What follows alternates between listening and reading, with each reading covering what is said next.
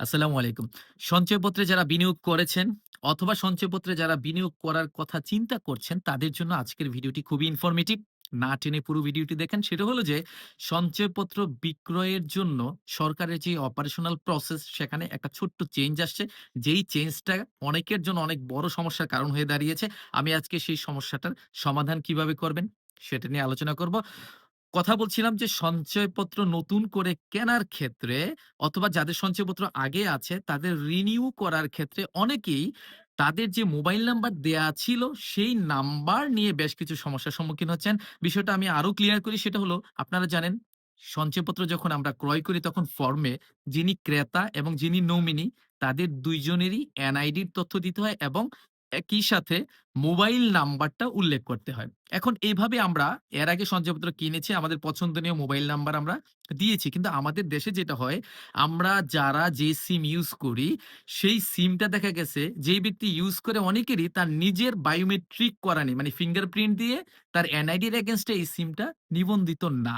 এখন সঞ্চয়পত্র অধিদপ্তর আপনারা যারা সঞ্চয়পত্র ক্রয় করেন, তাদের এই টাকাটার অধিক নিরাপত্তা নিশ্চিত করার জন্য একটা নতুন আপনার স্টেপ নিয়েছে। সেটা হলো যে সঞ্চয়পত্র যারা কিনতে আসবে তাদের যে মোবাইল নাম্বারটা দেয়া হবে সেটা তাদের নিজের এনআইডি এর এগেইনস্ট এ বায়োমেট্রিক মানে ফিঙ্গারপ্রিন্ট দিয়ে নেয়া থাকলে তাহলে সে সঞ্চয়পত্র ক্রয় করতে পারবে। তার মানে অন্য কোনো মোবাইল নাম্বার ইউজ করে আপনি কিন্তু সঞ্চয়পত্র এখন আর ক্রয় করতে পারবেন না। শুধু যিনি ক্রেতা তার না, যিনি নমিনি তার ক্ষেত্রেও একই নিয়ম প্রযোজ্য হবে। কিন্তু প্রবলেম হয়ে দাঁড়াইছে যারা এর আগে সঞ্চয়পত্র কিনেছে এবং ক্রেতা অথবা নমিনি যেকোনো এক জায়গায় অথবা ২ জায়গায়ই যেই নাম্বারটা দিয়েছে মোবাইল নাম্বার সেটা তাদের বায়োমেট্রিক করা নেই। মানে তাদের নিজের এনআইডি দিয়ে সেই সিমটা রেজিস্ট্রি করা নেই। এই ক্ষেত্রে নতুনভাবে সঞ্চয়পত্র ক্রয় করতে গেলে অথবা রিনিউ করতে গেলে তার আগের যে নাম্বারটা মোবাইল নাম্বারটা সে ইউজ করেছে যদি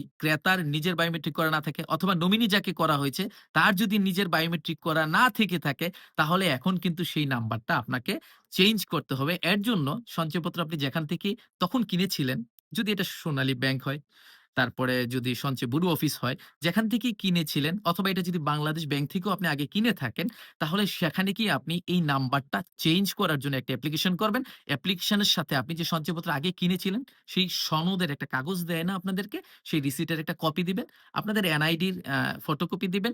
তাহলে এইটা আপনার পরিবর্তন হবে। এটা মোটামুটি একটা সময় লাগে। আমরা শুনতেছি এটা ১৫ দিন, ১ মাস, ইভেন ২ মাস সময়ও লেগে যাচ্ছে আপনার এই নাম্বারটা চেঞ্জ করতে। কারণ এটা জাতীয় সঞ্চয় অধিদপ্তর থেকে চেঞ্জ হয়ে আসতেছে।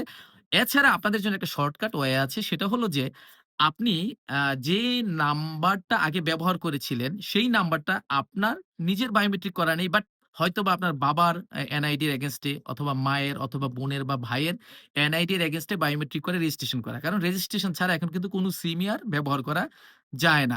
তাহলে আপনি এখন যার নামে রেজিস্ট্রেশন করা ছিল তাকে নিয়ে আপনি আপনার মোবাইল অপারেটরের যে কাস্টমার কেয়ার সেন্টার আছে সেখানে যাবেন। যেমন আপনি যদি ধরেন যে এয়ারটেল নাম্বার ইউজ করেন তাহলে এয়ারটেলের আশেপাশে যে কাস্টমার কেয়ার আছে সেখানে আপনি যাবেন এবং যার নামে রেজিস্ট্রেশন করা ছিল তাকে নিয়ে যাবেন। ঠিক আছে? আর ২ জনে এনআইডি কার্ডের কপি নিয়ে যাবেন। এটা সব ক্ষেত্রে লাগেও না। তারপর গিয়ে আপনি কাস্টমার কেয়ারে বলবেন যে ওই সিমটা যেহেতু আপনি ব্যবহার করেন নাম্বারটা বাট রেজিস্ট্রেশন তা আপনার ভাইয়ের নামে বা বাবার নামে, আপনার নামে যেন ট্রান্সফার করে দেয়। এই মালিকানা ট্রান্সফার খুবই সিম্পল। একটা সামান্য ফি নেয় যতদূর জানি। আপনি কাস্টমার কেয়ার থেকে উইদিন মিনিটস মানে কয়েক মিনিটের মধ্যে আপনি কিন্তু আপনার নামে মালিকানা নিয়ে আসতে পারেন। যদি নিয়ে আসেন তাহলে পরবর্তীতে সঞ্চয়পত্র যখন আবার নতুন করে কিনতে যাবেন আপনি, তাহলে কিন্তু আপনাকে এই সমস্যাটায় আর সম্মুখীন হতে হবে না। যারা এই সঞ্চয়পত্র ক্রয় নিয়ে অনেকেই আমার পেইজে কমেন্ট করেছে, অভিযোগ জানাইছে যে ব্যাংকগুলো হয়রানি করতেছে। আসলে ব্যাংক হয়রানি করতেছে না ভাই। সঞ্চয়পত্র বিক্রয়ের জন্য সরকারের যে অধিদপ্তর মানে জাতীয় সঞ্চয় অধিদপ্তর তাদের নিয়ম এটা। ঠিক আছে? যদিও এরা এটা সার্কুলার করেনি আমরা জেনেছি অপারেশনাল প্রসেস যেহেতু তাই যারা সঞ্চয়পত্র বিক্রি করে তাদেরকে তারা ইন্টারনালি জানিয়ে দিয়েছে। তাদের নিয়মটা মানতে গিয়ে এবং এটা না মেনে সঞ্চয়পত্র সার্ভার থেকে সঞ্চয়পত্র ইস্যুও করা যাচ্ছে না।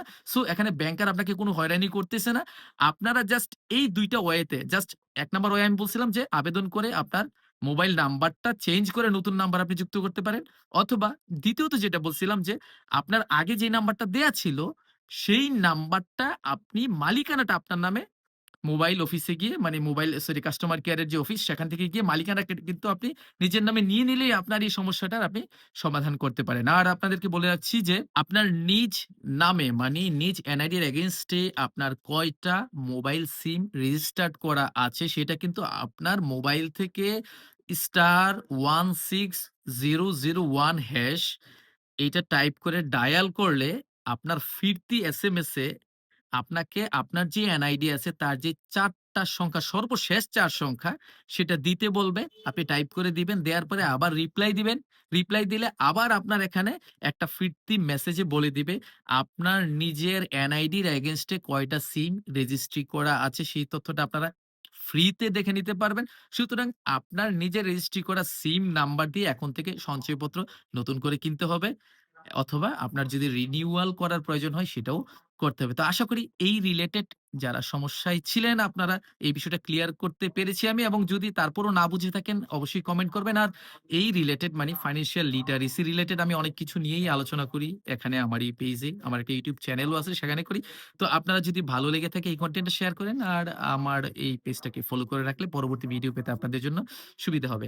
তো থ্যাংক ইউ এতক্ষণ ধৈর্য ধরে এই ভিডিওটি দেখার জন্য।